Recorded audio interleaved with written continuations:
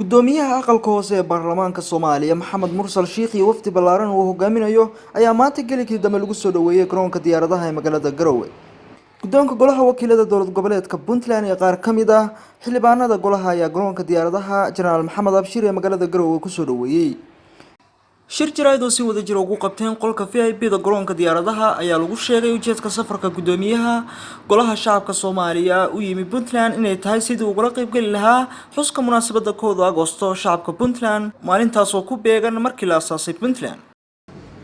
gudoomiyaha golaha shacabka xildhibaanada golaha shacabka xildhibaanada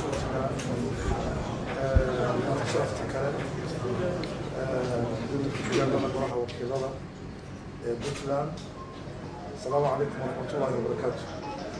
Salaan kadib waxaa maanta farxad weyn noo ah inaan halkan ku soo dhaweyno gudoomiyihii golaha shacabka dowladda federaalka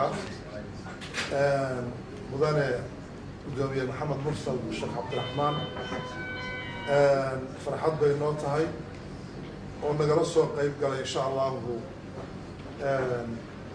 munaasabadii 1 August oo ahayd maalin weyn oo ah maalintii Puntland la dhisay ama la aasaasay 1998 iyo munaasabadda labaad oo noqon doonta haddii Allah uu ogolaado ama taasaaba horreyn doonta weli insha Allah meesha geli doonto waan soo fiirin doonaa oo ah xidhitaankii golaha wakiilada dowladda Puntland fadhigiisii 44aad oo socday oo hadda gabagaba insha Allah waa loo munaasabadooda labaduba aad u culus oo miisaan badan.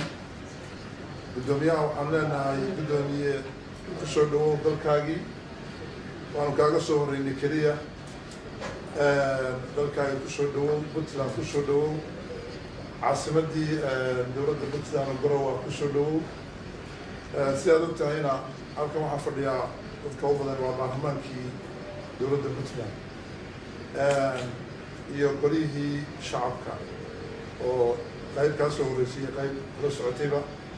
waxaan xusuus mudan inuu xiriir fiican ka dhaxeeyo labada baarlamaanka golaha shacabka ee dowladda federaalka iyo baarlamaanka Puntland.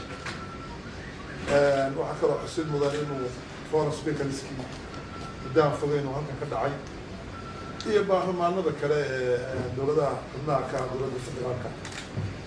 marka insha allahu gudoomiye mar labaad iyo mar saddexaadba ku soo dhawow insha allahu farxad iyo reerreyn bay noo tahay waana mahadsantihiin. haddana waxaan kusoo dhaweyn doonaa gudoomiyaha soo weynaada kelmadiisa.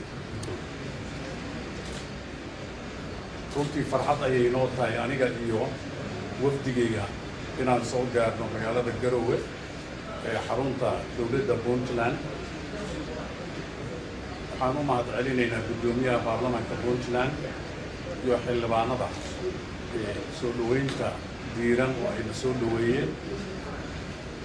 intaan halkaan ku sugannahay waxaan ka qayb gali doonaa sida gudoomiyaha uu sheegay 2 munaasabadood oo mid ay tahay 21 guuradii ee ka soo wareegtay asaaska dowladda Puntland iyo xiritaanka kalfadhiga 44aad ee baarlamaanka Puntland. runtii labadaas munaasabadood aad ay muhiim noogu yihiin. intaan ku sugannahay magaalada Garowe ama dowladda Puntland meel walba ha noqotee waxaan la kulmi doonaa mas'uuliyiinta aad iyo aad u mahadsantahay gudoomiye. waa mahadsantihiin.